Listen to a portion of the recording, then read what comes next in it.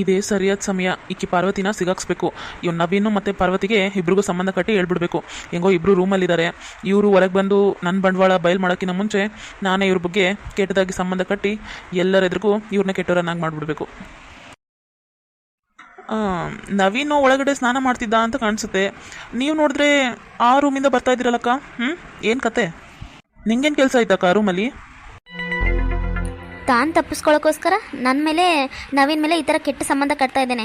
ಥೂ, ಎಂಥ ನಾಚಿಗೆಟ್ಟವನಾಗಿರ್ಬೇಕು ಇವನು. ಹೌದು ಪಾರ್ವತಿ, ನೀನೇನು ಮಾಡ್ತಿದ್ದೆ ನಮ್ಮ ರೂಮಲ್ಲಿ? ಈ ಕಿರಣ್ಗೆ ಹಿಂಗೆ ಬಿಟ್ಟರೆ ಸುಮ್ಮನೆ ಹೋಗಲ್ಲ ಇವನು.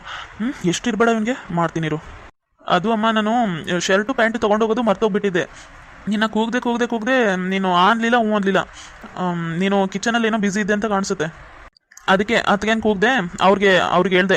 ಅದಕ್ಕೆ ಈ ಥರ ಬಿಟ್ಟು ಬಂದಿದ್ದೀನಿ, ಬಟ್ಟೆ ಅಲ್ಲಿ ಇಟ್ಟಿದೆ ನೋಡಿ ತೊಗೊಂಬನ್ನಿ ಅಂತ. ಅವ್ರು ತಂದು ಅಲ್ಲಿ ಬೆಡ್ ಮೇಲೆ ಇಟ್ಟೋದ್ರು. ಅಮ್ಮ, ನಿಂಗೆ ಅದಕ್ಕೆ ಬಗ್ಗೆ ಗೊತ್ತಿಲ್ವಾ? ನಾವು ಎಷ್ಟೇ ಕರೆದ್ರೂ ಬೇರೆ ರೂಮಿಗೆ ಅವ್ರು ಬರೋದೇ ಇಲ್ಲ. ಅವ್ರೇನೋ ಅವ್ರ ಕೆಲಸ ಏನೋ ಅಂತ ನೋಡ್ಕೋತಾ ಇರ್ತಾರೆ. ನಾನು ಬಟ್ಟೆ ತೊಗೊಂಡೋಗೋದು ಮರ್ತೋಗಿದ್ನಲ್ಲ, ಅದು ಬೇರೆ ಮನೆಗೆಲ್ಲ ಬೀಗರು ಬಂದಿದ್ದಾರೆ. ನಾನು ಹಂಗೆ ಬಟ್ಟೆ ಇಲ್ದಂಗೆ ಅಲ್ಲೇ ಇದ್ರೆ ಏನು ಚಂದ ಇರುತ್ತೆ ಹೇಳು. ಅದಕ್ಕೆ ಪಾಪ ಅದಕ್ಕೆ ನಾನು ಕರೆದ ತಕ್ಷಣ ಪಾಪ ತಂದ್ಕೊಟ್ಟು ಹೋದ್ರು. ಈ ಕಿರಣ್ ನನ್ನ ಬಗ್ಗೆ ಎಷ್ಟು ತಪ್ಪಾಗಿ ಹೇಳ್ತಿದ್ದಾನಲ್ಲ. ನಾನು ಮಾಡ್ದಿರೋ ತಪ್ಪನ್ನೆಲ್ಲ ತಪ್ಪು ಅನ್ನೋ ಥರ ಬೇರೆಯವ್ರಿಗೆ ಬಿಂಬಿಸೋಕೆ ಹೋಗ್ತಾ ಇದ್ದಾನೆ. ಅವ್ನು ಮಾಡಿರೋ ತಪ್ಪನ್ನ ಮುಚ್ಚಿಟ್ಕೊಳ್ಳೋಕ್ಕೋಸ್ಕರ ಇನ್ನೊಬ್ಬರ ಮೇಲೆ ತಪ್ಪು ಹೊರಿಸ್ತಾ ಇದ್ದಾನೆ.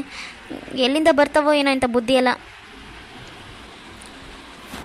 ಅಮ್ಮ, ನಿಂಗೂ ಗೊತ್ತಲ್ಲಮ್ಮ ಅದಕ್ಕೆ ಎಂದವ್ರು ಅಂತ.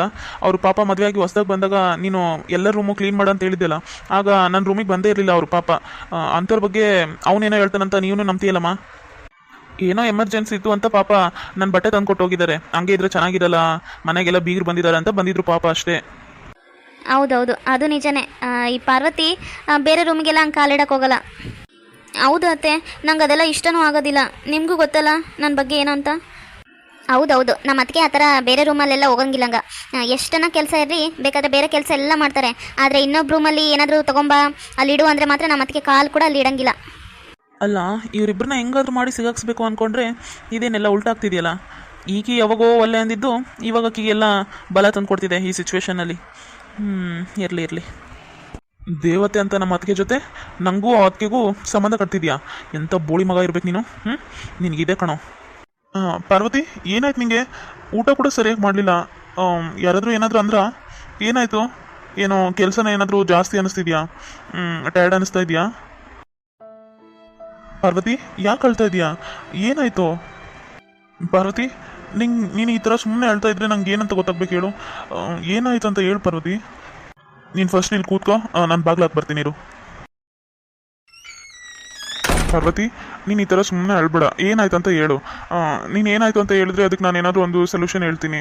ನೀನು ಸುಮ್ಮನೆ ಹಿಂಗೆ ಹತ್ಕೊಂತ ಇದ್ರೆ ಏನಾಯ್ತು ಹೇಳಮ್ಮ? ಅಮ್ಮ ಏನಾದರೂ ಬೈದ್ಲಾ? ಇಲ್ಲ. ಆಯಿತು, ನೀನು ಆ ಥರ ದುಗ್ಸಿ ಅಳ್ಬೇಡ. ನನಗೆ ತುಂಬ ನೋವಾಗ್ತಾಯಿದೆ, ನನ್ನ ಕೈಲಿ ನೋಡೋಕ್ಕಾಗ್ತಾ ಇಲ್ಲ. ನೀನು ಫಸ್ಟು ಸಮಾಧಾನ ಆಗು. ಸರಿ, ಈಗ ಹೇಳು, ಏನಾಯಿತು?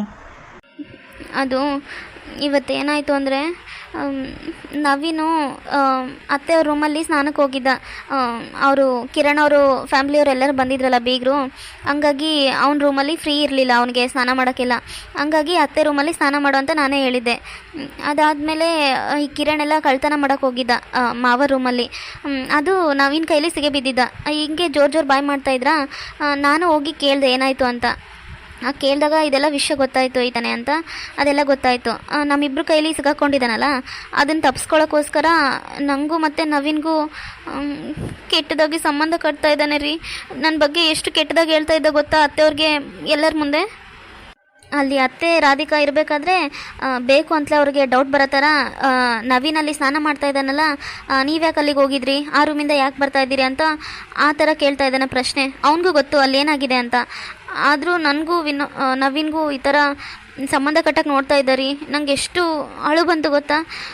ಅವ್ರು ಹೆಂಗೂ ನಂಬಲಿಲ್ಲ. ಯಾಕಂದರೆ ನಾನು ಮದುವೆ ಆಗಿ ಹೊಸ್ದಾಗಿ ಬಂದಾಗ ನವೀನ್ ರೂಮಿಗೆ ನಾನು ಹೋಗಿ ಏನೋ ಬಟ್ಟೆ ಎಲ್ಲ ಜೋಡಿಸ್ದೆ, ಅವ್ನ ರೂಮ್ ಕ್ಲೀನ್ ಮಾಡಿರಲಿಲ್ಲಲ್ಲ. ಹಂಗಾಗಿ ನನ್ನ ಮೇಲೆ ನಂಬಿಕೆ ಇತ್ತು ಅತ್ತೆ ಮತ್ತು ರಾಧಿಕೆಗೆ. ಹಂಗಾಗಿ ಅವ್ರು ನಂಬಲಿಲ್ಲ. ಈಗಿನ ಕಾಲದಲ್ಲಿ ಎಷ್ಟನ್ನ ಬಾಯಿ ಮುಚ್ಕೊಂಡಿರೋದು ಒಳ್ಳೇದಲ್ಲ ಪಾರ್ವತಿ. ನಾನು ಹಿಂಗೆ ಎಷ್ಟು ಸರಿ ಹೇಳ್ತೀನಿ, ಆದರೂ ಯಾಕೆ ಹಿಂಗಿದೆಯಾ ನೀನು? ಈಗಿನ ಕಾಲದಲ್ಲಿ ಎಷ್ಟನ್ನ ಒಳ್ಳೇದಲ್ಲ ರೀ. ನಿಜವಾಗ್ಲೂ ರೀ, ಅಲ್ಲಿ ಆ ಥರ ಏನೂ ನಡೆದಿಲ್ಲ ರೀ. ಅಯ್ಯೋ ಹುಚ್ಚಿ, ಏನು ಮಾತಾಡ್ತಿದೀಯ ನೀನು? ನಂಗೆ ನಿನ್ನ ಮೇಲೆ ನಂಬಿಕೆ ಇಲ್ಲ ಅನ್ಕೊಂಡಿದ್ಯಾ? ಅಲ್ಲಿ ಕಿರಣ್ ಅಂತ 100 ಜನ ನೀಚರಿದ್ರು ನಿನ್ನ ಬಗ್ಗೆ ಕೆಟ್ಟದಾಗಿ ಏನೇನೋ ಹಬ್ಬಿಸಿದ್ರು ನಾನು ನಂಬೋ ಮಗ ಅಲ್ಲ. ಯಾಕಂದ್ರೆ ಅಲ್ಲಿರೋದು ನನ್ನ ಪಾರ್ವತಿ ಏನಂತ ನಂಗೆ ಗೊತ್ತು. ನನ್ನ ಪಾರ್ವತಿ ಏನಂತ ನಂಗೆ ಗೊತ್ತು. ನನ್ನ ತಮ್ಮನ ಮೇಲೆ ಕೂಡ ನಂಗೆ ನಂಬಿಕೆ ಇದೆ. ಅದಕ್ಕಿಂತ ಹೆಚ್ಚಾಗಿ 100 ಪಟ್ಟು ನನ್ನ ಹೆಂಡತಿ ಮೇಲೆ ನಂಬಿಕೆ ಇದೆ ನನಗೆ. ಇಂಥ ಕಿತ್ತೋಗಿರೋ ನಾಯಿಗಳು ಏನು ಬೊಗಳಿದ್ರು ನಾನು ನಂಬೋನಲ್ಲ. Thank you Anand. ಆಯ್ತು ಸುಮ್ಮನಿರು, ಅಳಕ್ಕೆಲ್ಲ ಹೋಗ್ಬೇಡ. ನೀನು ಫಸ್ಟ್ ಕಣ್ಣೀರು ಒರೆಸ್ಕೊ.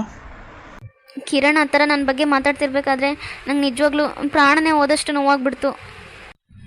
ನನ್ನ ಗಂಡ ನನ್ನ ಮೇಲೆ ಎಷ್ಟು ನಂಬಿಕೆ ಇಟ್ಟಿದ್ದಾನೆ ನಿಜವಾಗ್ಲೂ.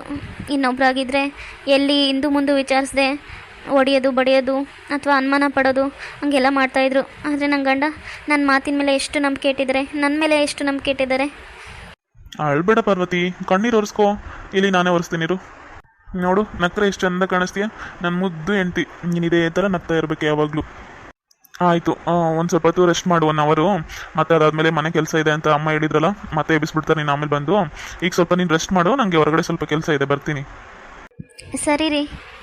ಹಬ್ಬ, ಮನಸ್ಸು ಎಷ್ಟು ಸಮಾಧಾನ ಅನ್ನಿಸ್ತಾ ಇದೆ, ಮೈಂಡ್ ಎಷ್ಟು ರಿಲೀಫ್ ಅನ್ನಿಸ್ತಾ ಇದೆ. ಛೇ ಪಾಪ, ನಮ್ಮ ಅದಕ್ಕೆ ಅದೆಷ್ಟು ನೋವು ಅನ್ಭವಿಸ್ತಾ ಇದ್ದಾರೆ ಏನೋ. ಅಂಥವ್ರ ಮೇಲೆ ಹೋಗಿ ಎಷ್ಟು ಕೆಟ್ಟದಾಗಿ ಮಾತಾಡ್ಬಿಟ್ಟನಲ್ಲ ಇವನು ಕಿರಣ್. ಅವ್ರನ್ನ ನಾನು ತಾಯಿ ಸ್ಥಾನದಲ್ಲಿ ಇಟ್ಟಿದ್ದೀನಿ. ಅವರು ಅಷ್ಟೇ ನನ್ನ ಒಳ್ಳೆ ಮಗನ ಥರ ನೋಡ್ಕೋತಾರೆ, ಒಳ್ಳೆ ತಮ್ಮನ ಥರ ನೋಡ್ಕೋತಾರೆ. ಅಂಥವ್ರ ಬಗ್ಗೆ ಹೋಗಿ ನನಗೂ ಅವ್ರಿಗೂ ಸಂಬಂಧ ಕಟ್ಟಿದ್ದಾನಲ್ಲ ಇವನ್ನ ಮಾತ್ರ ನಾನು ಸುಮ್ಮನೆ ಬಿಡೋದಿಲ್ಲ. ನವೀನ್, ಅಣ್ಣ ಬಾ ಒಳಗಡೆ.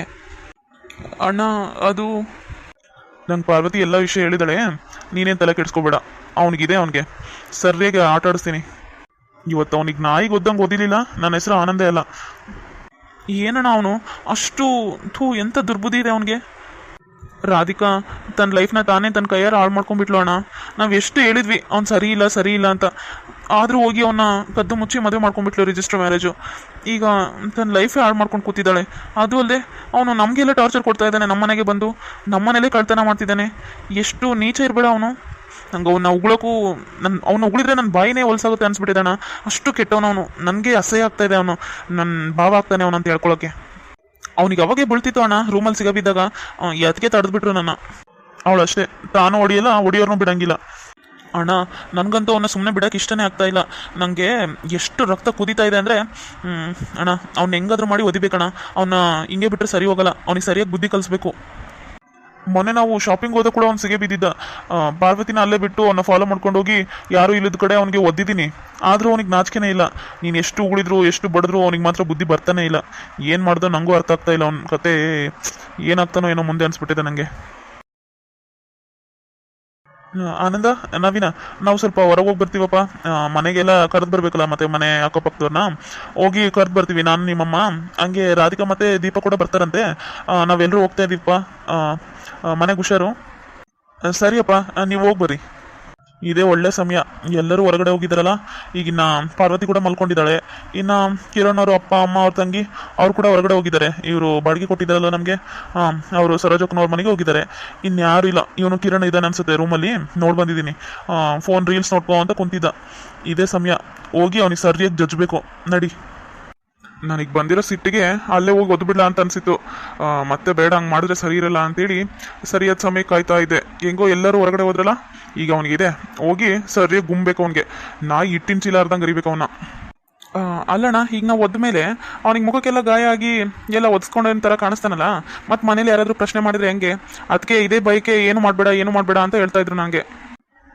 ಇಲ್ಲ, ಯಾರು ಏನಾದರೂ ಪ್ರಶ್ನೆ ಮಾಡಲಿ, ಬೇಕಾದರೆ ಎಲ್ಲೋ ಜಾರ್ ಬಿದ್ದಾನಂತ ಹೇಳಿದ್ರು ಪರವಾಗಿಲ್ಲ, ಅವನಿಗೆ ಸರಿಯಾಗಿ ಒದಿಬೇಕು. ನಂಗಂತೂ ಸುಮ್ಮನೆ ಇರೋಕ್ಕಾಗ್ತಾ ಇಲ್ಲ.